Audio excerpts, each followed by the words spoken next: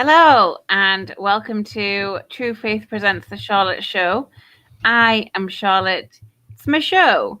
I'm joined today by Ben and Alex, just by the skin of his teeth because he was late to join us. To answer your questions, it's a TFAQ, meaning True Faith Any Questions. And we are going to do just that. We had loads of questions come in from our Patreon platform. If you're not a patron, consider it. It's pretty good. It's about £6 a month. You get like 2, 3, sometimes 4 extra podcasts a week. We do fun ones. We do serious ones. It's the whole shebang. So you can access that how can through true-faith.co.uk. I guess you'll find it there.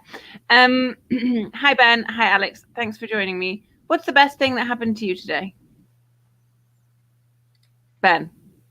I finished work weekend. Not that I've got anything to do, but it's just that's about as exciting as it gets these days, unfortunately. Alex, what about you? Nothing to do tonight or tomorrow other than this. This is the highlight. I am working on a NUFC project, which is top secret for now. And I got some good DMs from some important people that I was hoping to get. Can't be any more clear than that. It's a very boring, cryptic answer, but you asked. No, that's great. That tantalizes the viewers. My parents having their roof done, and the decorator's here, and I heard him talking about food when I got out of bed this morning, and I was like, "Ooh, whatever you're talking about sounds delicious." And it turns out he used to own a pie shop, and he'd made a load of pies for all the boys, and he gave me a pie for my lunch, and it was so delicious. So that is the best thing that happened to me today. And I'm still really buzzing about it. Like, he got up early. Like, he was in our house at 7:45 or whatever. He'd got up early. They were still warm. These chicken and vegetable pies. You were going to ask what kind. I was very interested. Truly the best thing. We haven't even mentioned football yet. I made some lemon and pistachio bars to give him to take home to say thank you. So there we go. Okay. James Armstrong says, how many record companies have been in touch so far, Alex? I don't understand. Well, it's because we made a song, didn't we? Yes, we did. You did. Ben helped. So this is really, you've brought us together, I know, Charlotte, to talk about that. Or for James's benefit anyway. Non-James, that's because it was someone else's song. It was a little-known artist called Eminem, the American guy, who actually wrote the music, and I just tried to, for comical effect, extend on what he did to provide humor in these dark times. But we just wanted to give him a bit of a spotlight, use our viewership to shed a bit of light on him. So check him out. It's called Eminem or something like that. Eminem, yeah. Eminem, yeah, he's really good though. We'll take a look. If you haven't seen that, Alex wrote a parody song using Eminem's. What's the actual song? Without Me. Without Steve. That's on our channel. Gail says, was it only chicken and vegetable? Yes, but it was excellent. And fresh pastry. Tim doesn't think I seem like a pie eater. Well, you're wrong. Today has proven you wrong. And then Gil says lemon and pistachio bars. Yeah, delicious. Like a shortbread. And then, let's talk about football. Okay. We put a call out on our Patreon platform for questions, and we got loads. And I only did it this morning, so I'm really grateful to people who bothered to do that. And we got some from Twitter. We're going to try and get through them today in the next 45 minutes or so, as well as whatever comes in from you guys watching at home. Right then, straight away. This one came from Norman. I think it's our Norman, not sure. But Norman from Patreon. 2 scenarios to choose from. Just so you know, I am really rubbish at copying and pasting and knowing what the word limit is. So these are split across several different things on your screen. One day I'll learn. two scenarios to choose from and why you'd pick one over the other. One, United survive this season and Steve Bruce signs a 2-year contract extension. Or two, United are relegated, Bruce leaves, and Eddie Howe, or another you think we could reasonably attract, takes over and gets the entire pre-season. Alex? What a difficult question to answer, Norman, whoever you are. You know, I think the sensible thing is always to say you'd rather stay up, because if you stay up, someone might buy you and pay Mike Ashley's ridiculous fee, and you might have that brighter future. Whereas if we got relegated, even though I'd enjoy going to the match more in the Championship under someone else other than Steve Bruce, who is a good progressive manager, we are going to have to repeat this kind of cycle of nothingness that we've done twice now, and that would be a third time. So you go down, you come back up, you then spend a couple of years not spending any money consolidating, then you get into mid-table and you start to look up a little bit, and then it all turns to shit and it starts again. So like getting relegated probably leads to under Mike Ashley. I'd probably add a third option if that's all right, Charlotte. I appreciate not the question, but go wild. If we were to be relegated under Mike Ashley, I'd rather we just bottomed out. I'd rather it was just fucked. I'd rather it was just, went League down Two. to League One. Sorry, my friend? League Two. I was going League Two, but you didn't go that far. Well, Sunderland are literally the worst run business in the history of mankind, and they haven't managed to go down that far. True. But I hope we stay up. But if we went down under Ashley, I'd want him to just leave, and it'd be so toxic for him and so unmanageable that like literally anyone else could take over. Okay, Ben, what do you think? Are you going to add your own random answer into the very prescriptive already question? It's a really tough one, because obviously you never want to see the club.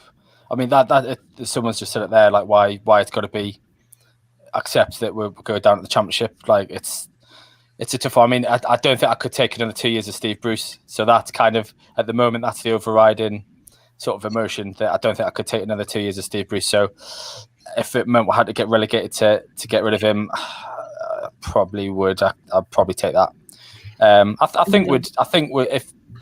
They'd obviously, it would be then how quickly do we bounce back up and stuff like that. So I mean, if it was just a year that we're out and McKay got promoted straight back, then I would probably take that.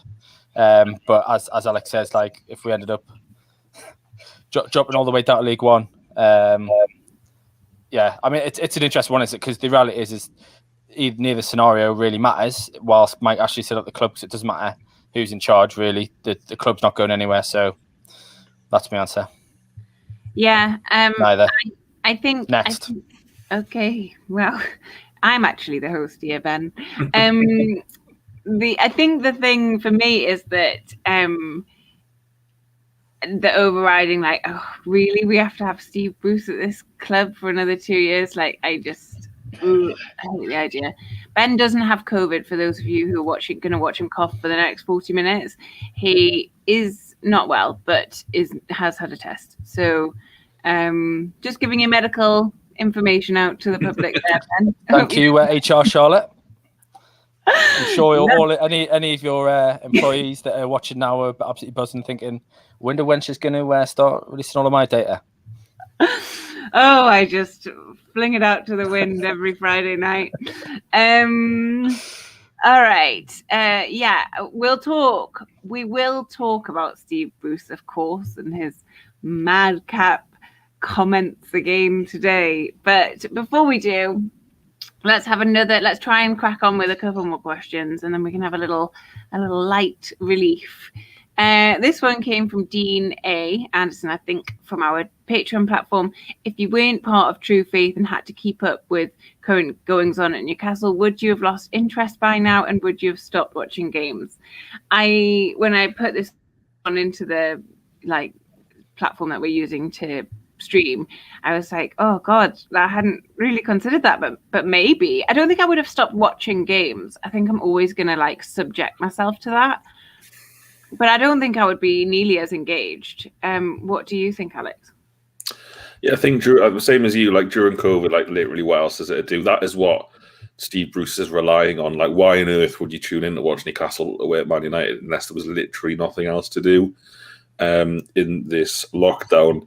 It's a hard one, and I did, Charlotte, before starting the True Faith podcast. Kind of, I used to go to every away game season from being younger in the noughties to pretty much 2012, 13, 14. I used to do like the majority of away games, home games, and then 14, 15, something just kind of snapped, and I just was like, or 13, 14, and it was just like, what's the point? But you never really lose it, do you? It's particularly watching the games and following results, but in terms of, different fans have different levels of engagement, don't they? For me, it was not going to as many away games, whereas other people might do the odd home game and then not go.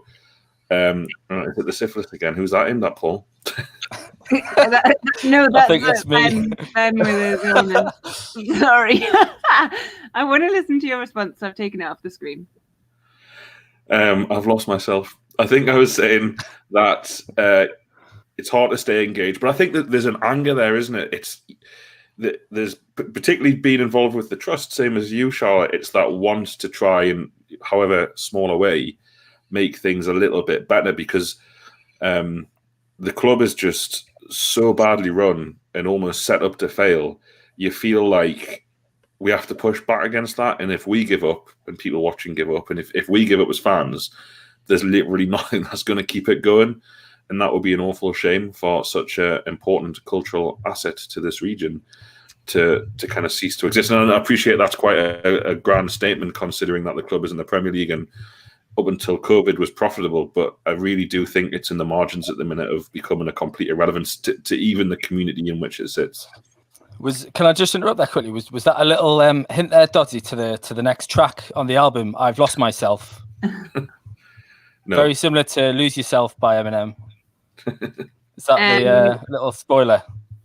Little Easter egg for people. I still like the idea of Stevie Lover instead of Easy Lover. But we're open to suggestions if people want to suggest what the next parody is. Apparently, that's our new side hustle. Ben, would you still be engaged with this club if we didn't drag you onto these podcasts? I mean, like Alex, I kind of do watch football, not as much as I used to. I'm just kind of bored of everything. I mean, even the football games are crap. Like, I don't watch anywhere near as much football as I used to. So that, like, yes, I would say I am a lot less engaged. I mean, I think I would always probably watch the games because obviously I'm a Newcastle fan, but my interest in them is at an all-time low, I would say.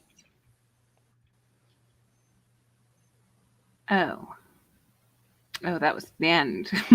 That's it's at an all-time low. Okay, cool. Stephen King, not the author, wants to know, do you guys get any communication from the club as True Faith? No. I got an email the other day about refunds or something, but I didn't read it. Read it. I didn't read it. You should read it. Because you don't just want to let them keep your money. Well, Ben, that's good money. I've told them to refund it all, so I don't know why you got to keep telling them, Mike Ashley, like, an email, you're on it. You should read that email. I will do. The trust does have some communication with the club. We have spoken with Lee Marshall, who's the sort of fan liaison man, and he wears many hats, I think, at the club. It is difficult to talk to them, whether or not that's because they're busy or they don't really fancy it or whatever. We don't know. Alex laughed at that they're busy. So that's. But yes, we do have some communication with them, and we're always trying to get more, because that's the key thing here. One of the key things, certainly for me, when I ran to be a part of the trust, was to improve the communication. I really didn't see it as a difficult task, because I think the communication is terrible between the club and the fans. Turns out it is much harder than I thought it would be, but we will always strive for that, I think. And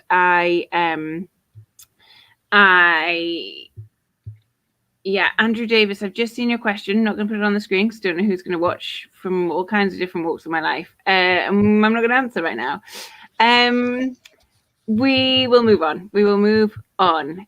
Should we talk about Steve Bruce's comments yet? Alex, what's your favourite comment of his from today? My favourite is the fact that he's given a little bit back to this community of ours. It's not all doom and gloom.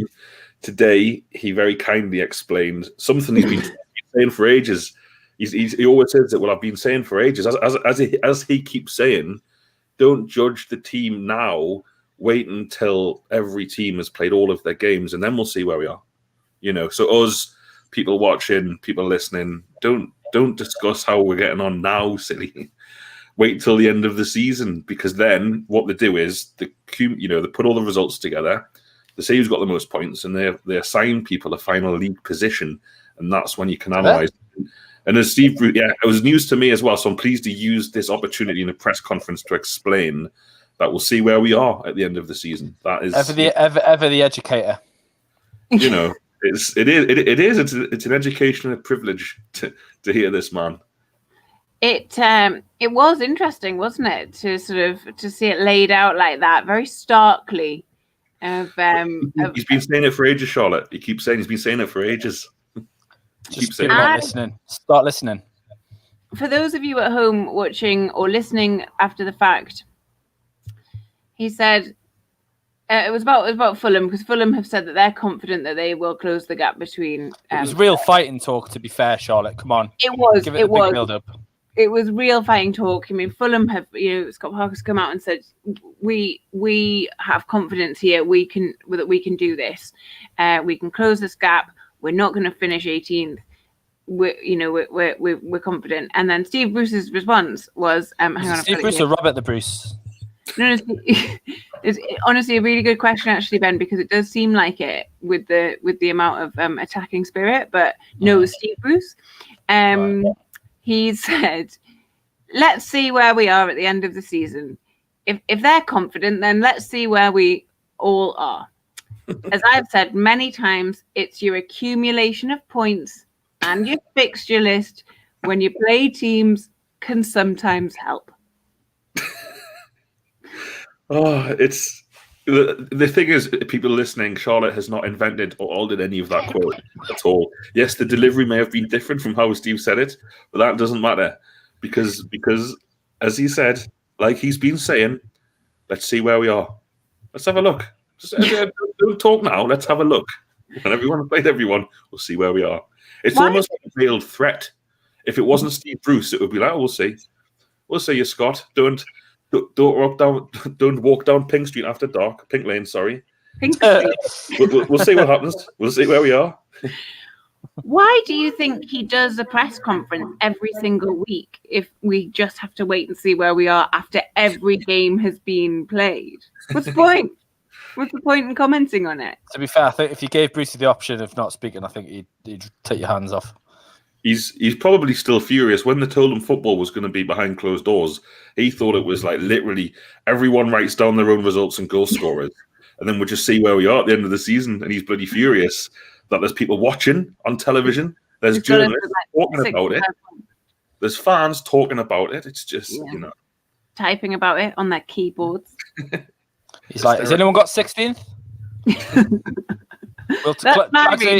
Shotgun. Imagine if you really did think that it was just the rules of Bagsy that would keep us up. Somebody, Calvin Holman says, has Charlie been furloughed? Could have been. I don't think so, but could have been. Let's have a look. Andrew says Duncan Castle has just uploaded that Ashley has spoken to Rafa to come back to the club via his Twitter. I don't believe any of this. I'll believe things. Actually, this kind of comes into a question I think we got through Twitter. Let me have a quick look. It was about the takeover. And it is... what's your feeling on arbitration? It came from a guy called Jack, sorry. What's your gut feeling on arbitration? From what I've read, I personally don't think we'll be taken over because there are too many obstacles in the way, but I'm curious how you would think it would go. Are you A, positive, B, negative, like me, or C, just ignoring it until there's something official one way or another? And that kind of ties into what was just said there, because I'm firmly in the C camp. I am totally ignoring it. I think we'll know one way or the other eventually, but speculation does me no good. I have an anxious disposition, and I prefer to totally bury my head in the sand, really. Like, I don't think a tremendous amount can be done by me personally, so to influence this, and I don't want to think about it. Ben, what about you? Yeah, I mean, it's one of those things, isn't it? Like, we've been burnt too many times. There's not really any point getting excited or upset about it, because the reality is nobody knows what's going on. And I mean, to be honest, even the people involved didn't know what was going on last time. Let's be honest. So I think it's definitely C for me. What about you, Alex?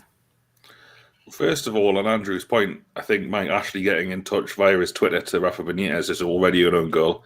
I think ring the man. Don't DM him or tweet him. I don't even think Ashley's got Twitter. But was Ashley one of the DMs that slid into yours?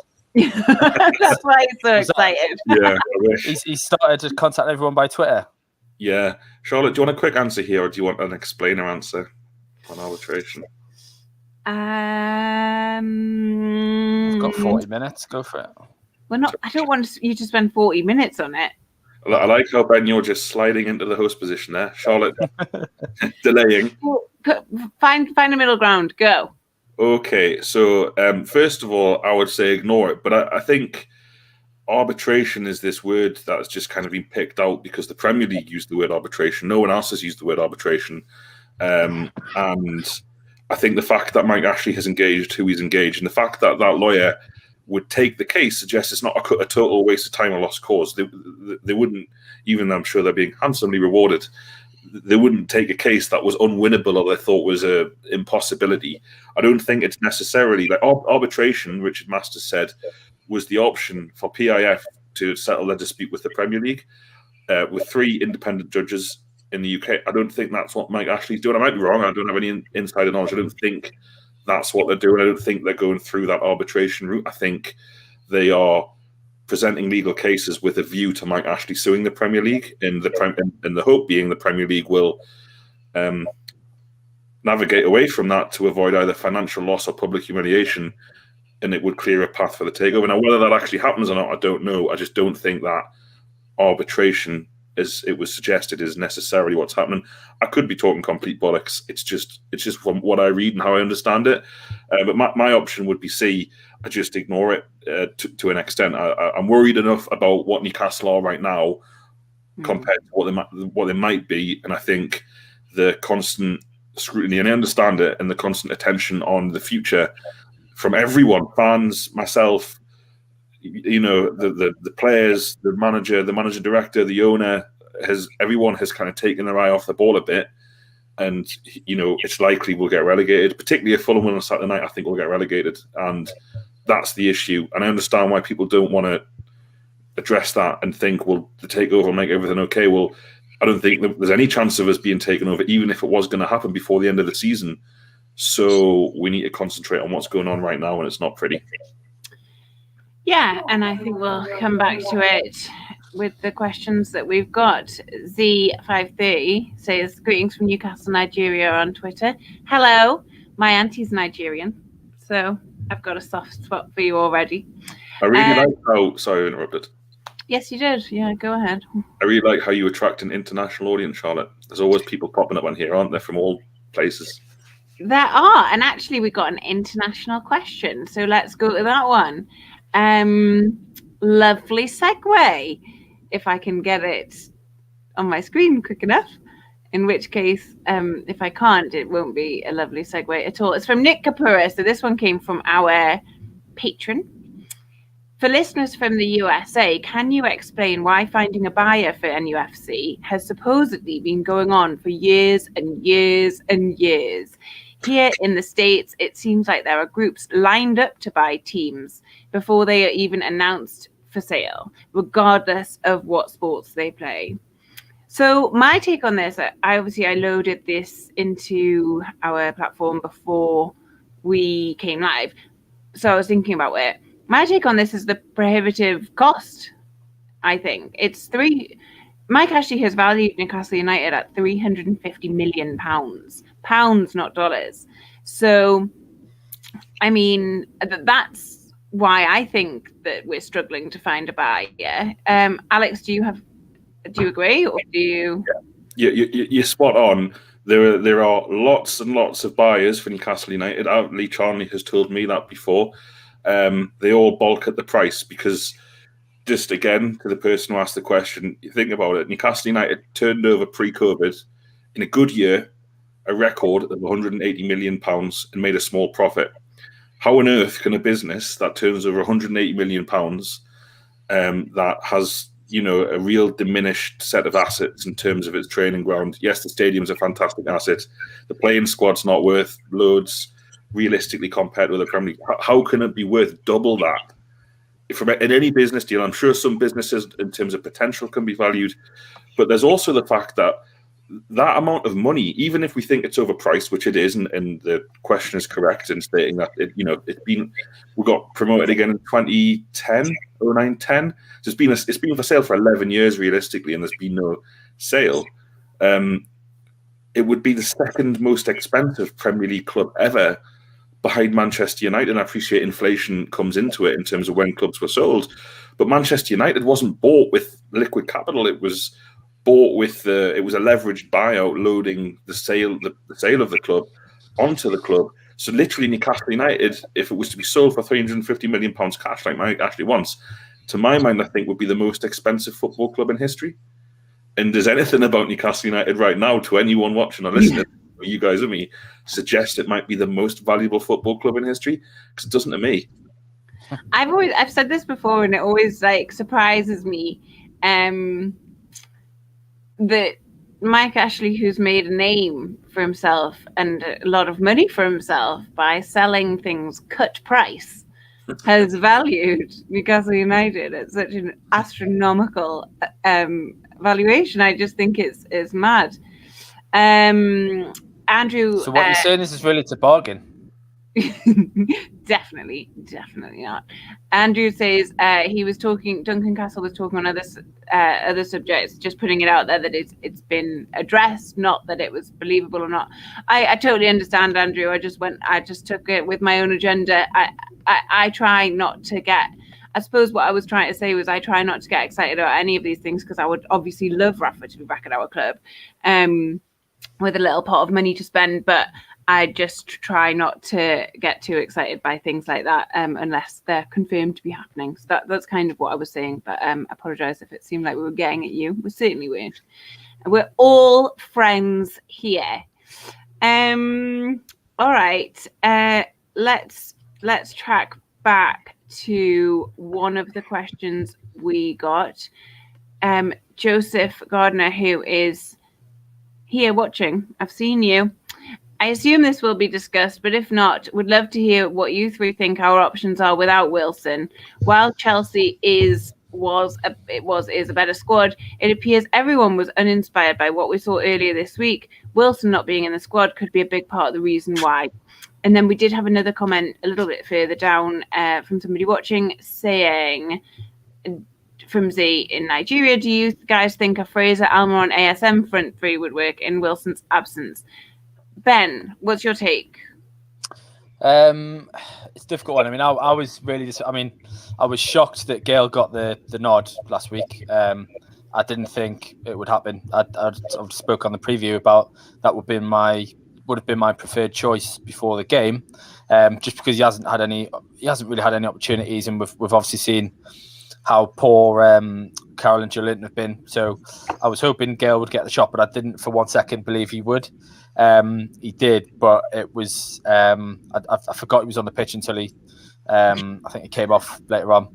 Well, he wasn't playing at the centre forward; he was out wide. So yeah, but it just I think it was just a really difficult. I mean, to be honest, that's not the game to judge him on, but we didn't get a foothold in that game at all. We didn't really get any of the attacking players into the game. I mean, Maximin had a bit of the ball and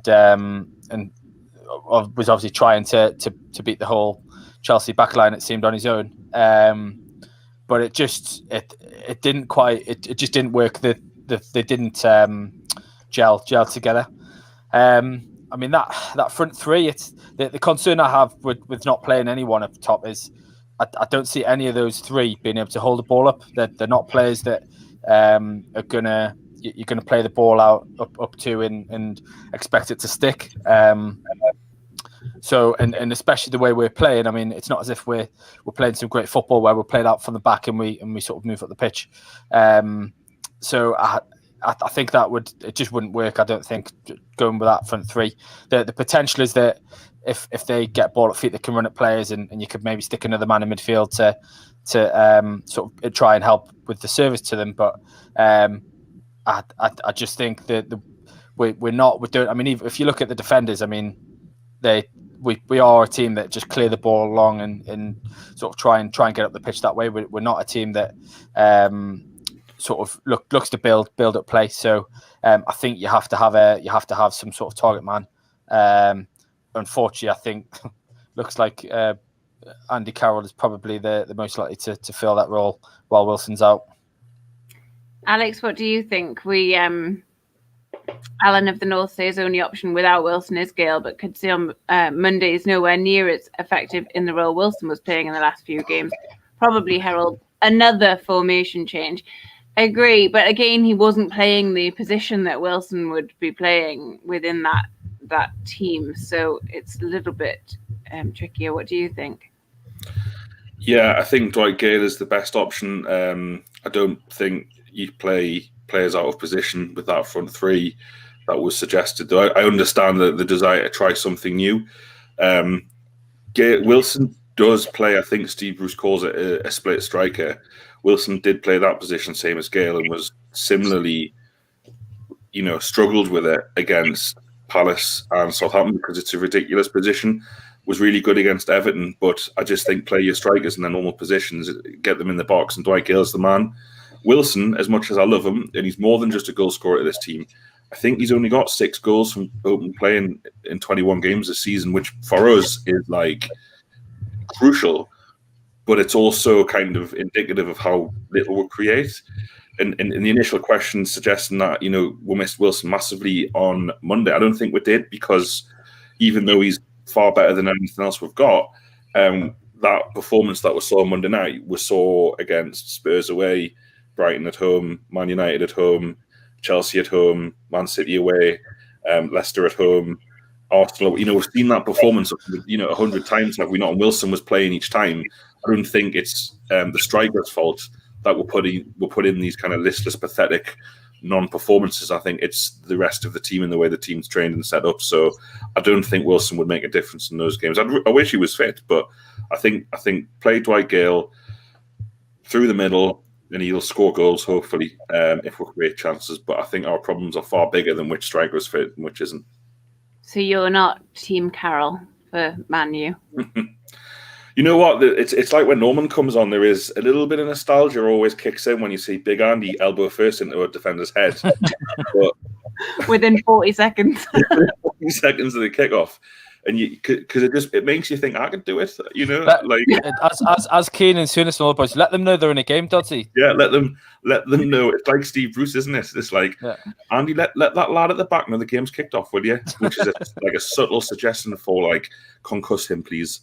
He needs to be first 40 seconds of this game, or get beat Andy. You know what? Like, I know, and this is going to contradict myself, and I'm pleased you said it, Charlotte. I know who Harry Maguire doesn't want to play against on Sunday, and it's Andy Carroll. But I think he doesn't want to play against him for his own protection and protection from dementia later in life, rather than conceding goals. His eyesight, his nose, his lip. Yeah, maybe we'll see. I don't know what the answer is personally. I do get swept up in that. I'd love to see, because a mad part of me still believes and that Andy Carroll's going to be like, actually, I am really fit and I can run really fast and I'm going to score some goals. Like, part of me believes that I'm going to see that. I mean, that part of me is dying, but it's still there. So I'm kind of still quite like, oh, maybe. But do you want to know an interesting stat? I think I'm trying to think of the game, but halfway through the season, Andy Carroll had more shots than anyone else in Newcastle's team, including Callum Wilson, had only started 2 games and none of his shots had been in target. I think before Leicester, which is quite. To be fair though, like he was taking them from like 40 yards out when he got his one touch of the game. He was like, "Shit, I better shoot." I like that. He's trying.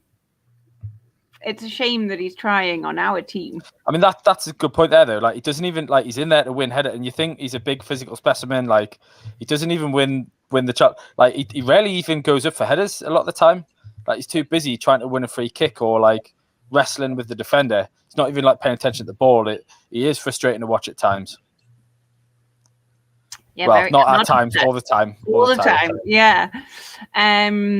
Mark's watching. He says Johan Kabay has retired. This news, if people hadn't seen it, only came out about an hour ago, about 2 hours ago, that Johan Kabay has retired from professional football. Can you young pups summarise his time at United to us oldies who don't see him anywhere near an all-time 11?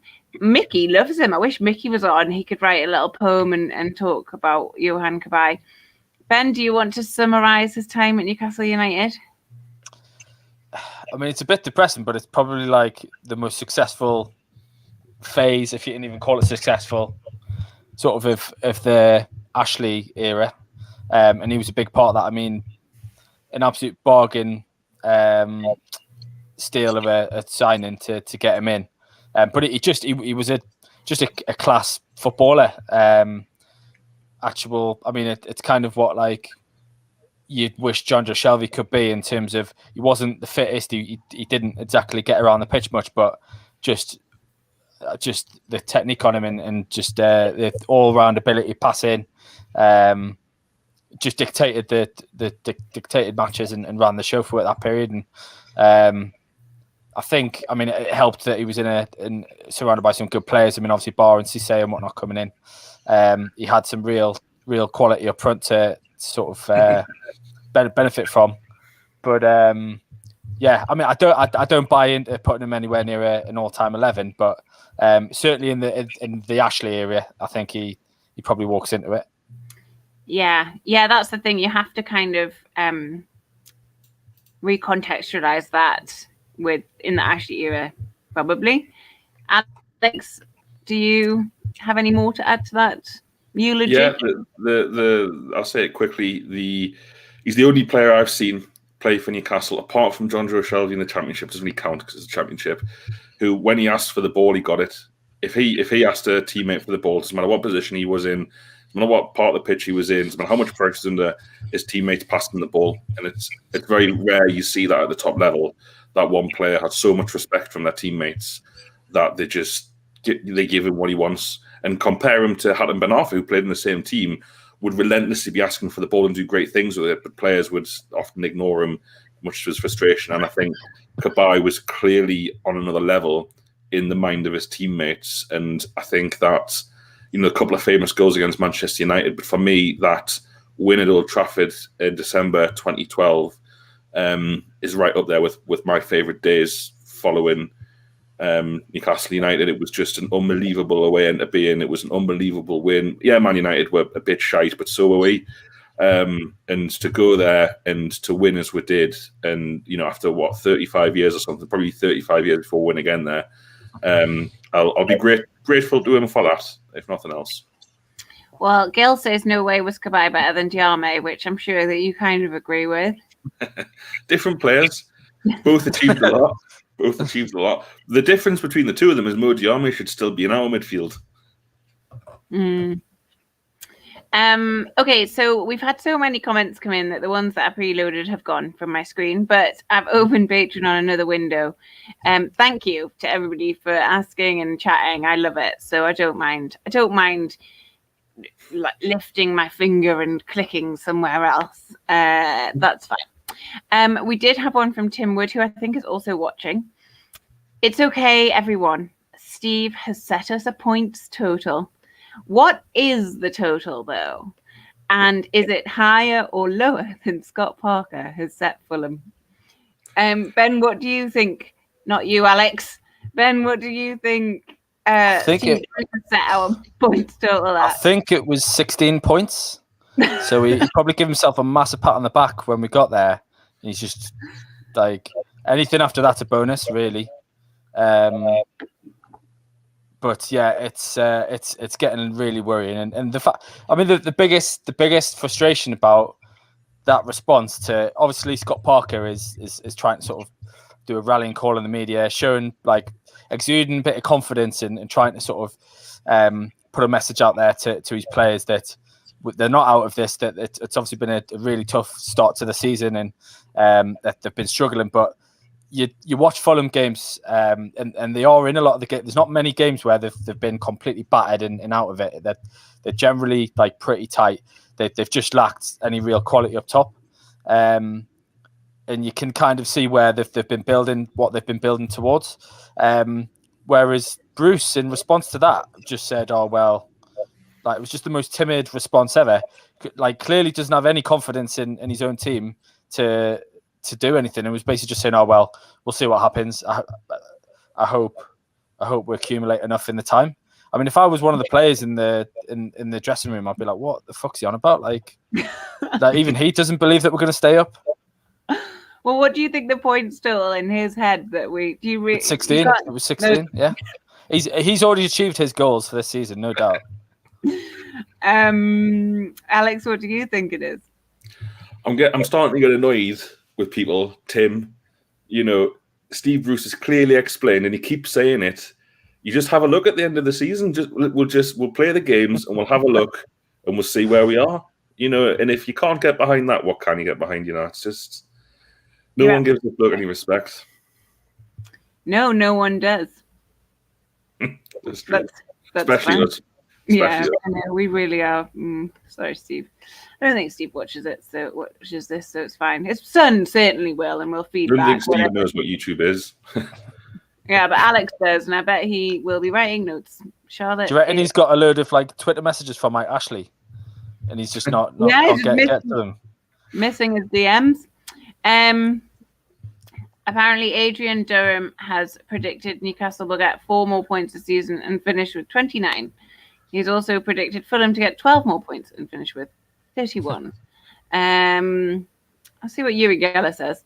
Lab Pedro says, this is one from Patreon, so it's not going to be on the screen if you're watching, but if you're listening, I'm going to read it out, so lucky you.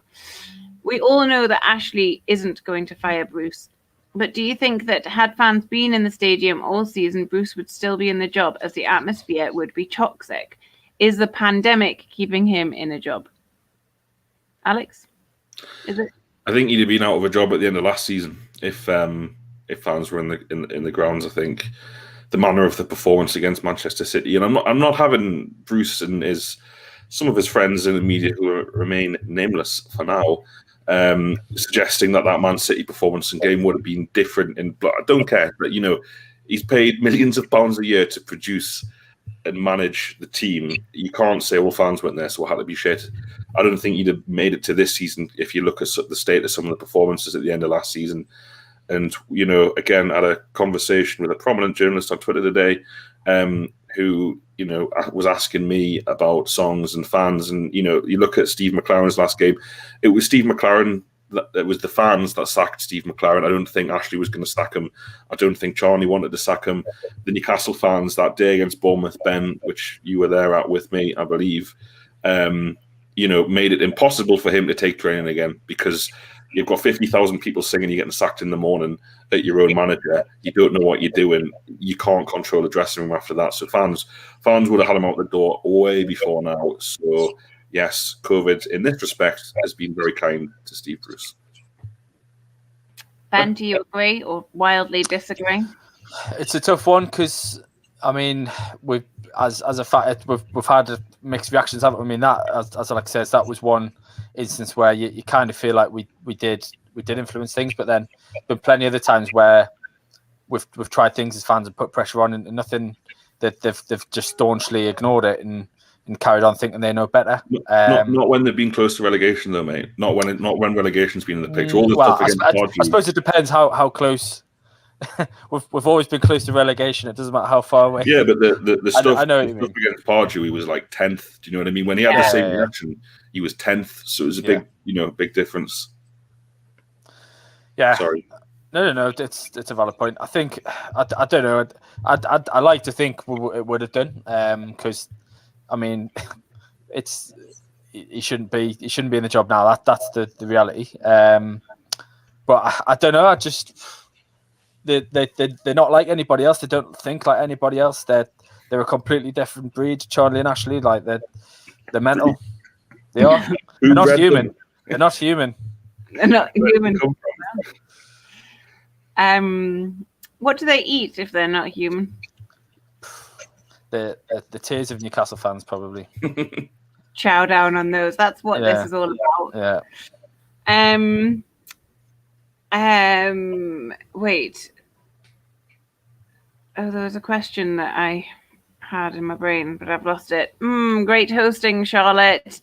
I've got a question I want, but I think I'm going to save for the end. We'll do probably another 5 to 7 minutes, and then we can all go and have our Friday nights. Somebody said Bruce is like the Bruce Forsyth of football management, just friends everywhere in the media, and I think that's deeply disrespectful to Bruce Forsyth and his memory.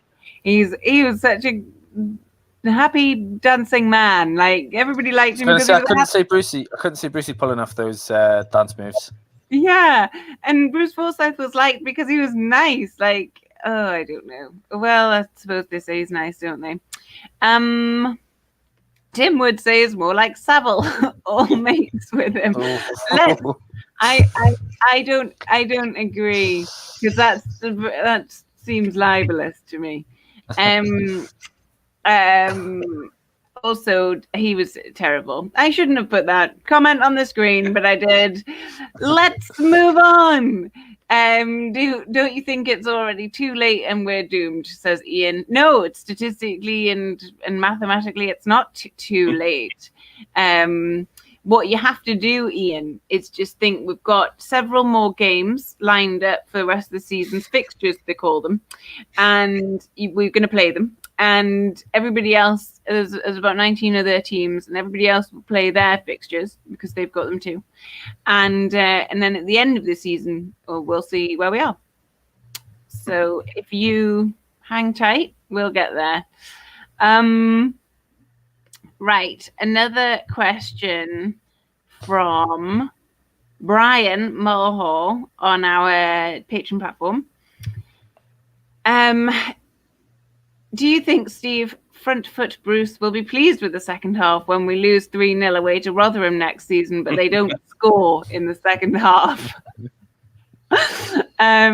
In all seriousness, just how bad can it get under Bruce? The idea he remains in charge with Ashley seemingly uncaring is inconceivable. Does Ashley even care about the club anymore, or is he simply letting it burn to the ground? Well, I do think Mike Ashley cares about the club in as much as it's his asset and he wants £350 million for it. I don't think he cares about us, and I don't think he cares about not finishing higher than 17th. I cannot see that he does. I cannot see that. But in terms of protecting his asset,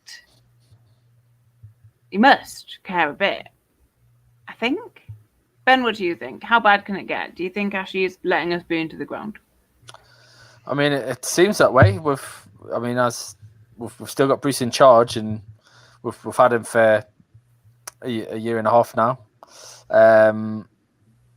So yeah, it's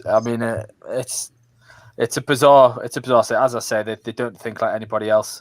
They're mental, like. So God knows what I think, but yeah, it does. It seems like he is playing with fire this time, and I think he's going to get burnt again. Oh dear. Alex? Yeah, Anything more positive? they would sack Bruce if we went down. 100% they'd sack him, and that's because if we went down, Mike Ashley would want us to return to the Premier League immediately, and he would hire, which is funny when you think about it, he would hire someone he believed to be capable of that, and I don't think he thinks, or anyone thinks, Bruce would be.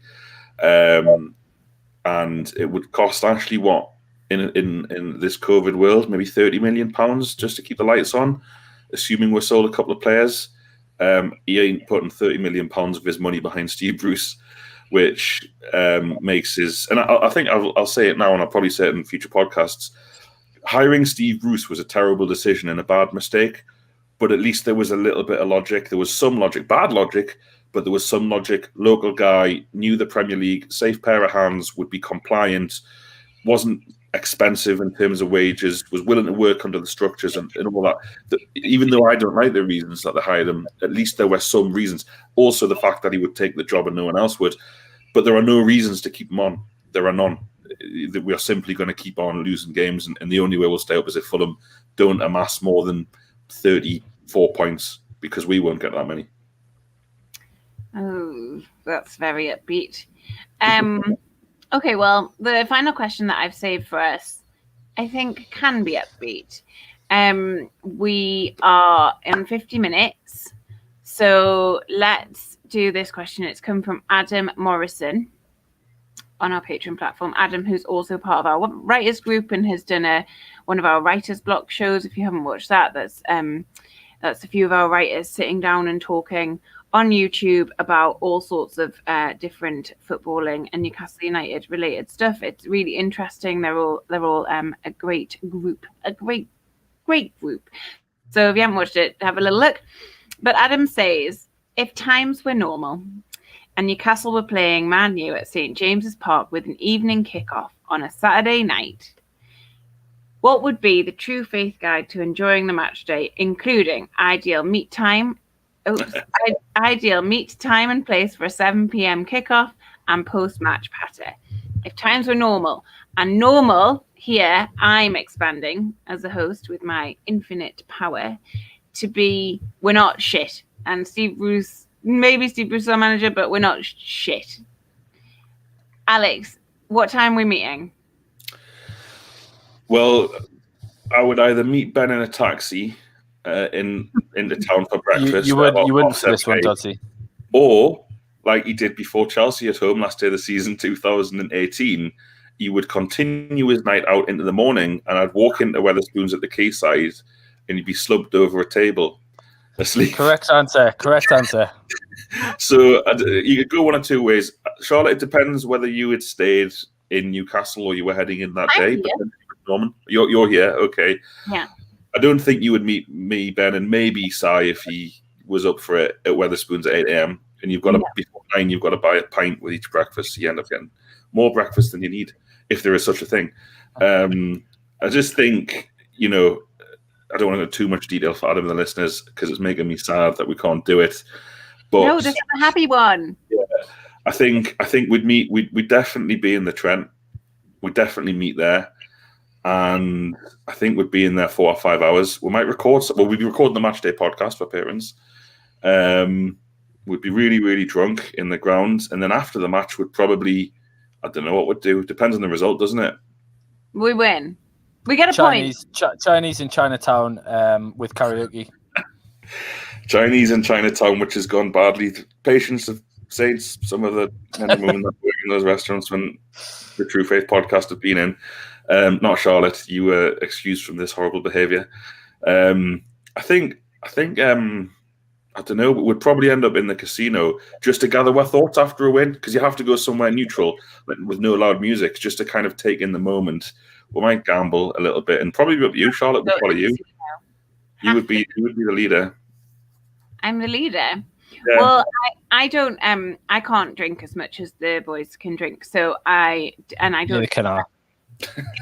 I don't tend to drink pints. I can, and I like them, but I can't. I get too full. So I would join you. It's a 7 p.m. kickoff. I think I'd join you around like 3 or 4. You'd all be very drunk, I would assume by then. But yes, I'd have some drinks with you. We'd win or get a point, which would be a win in Steve Bruce's eyes, probably. And I'm very up for Chinatown, by the way. I love a buffet. So they're probably not allowed anymore because of coronavirus. I think times are normal. We're allowed to go for a buffet.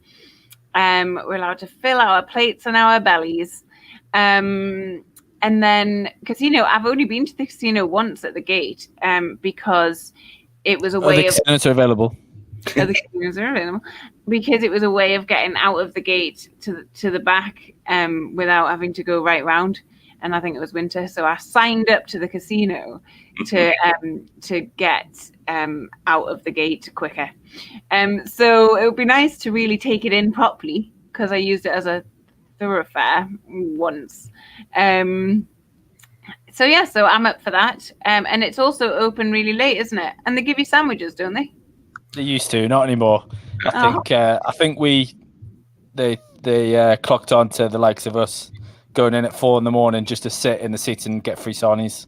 Didn't gamble back in the day. You know what wouldn't be, well, it would be great because I do miss it, but is the argument between Mickey, who would insist on going to Sergeant Pepper's, which I believe is now closed down. Hopefully it'll be back open. It's still there. I looked down the street the other day. I went for a walk through town, and it's still there. And because I was thinking, I don't think I've been there. That's a good thing. But yeah, there's always that thing where if we've won a game, Mickey's like, we'll have to go to Pepper's, and like literally every other person I know in the world is like, no, we don't. He just goes anyway with his dad. And if you don't know what Pepper's is, if you're not from Newcastle, it's like a funk disco cheese.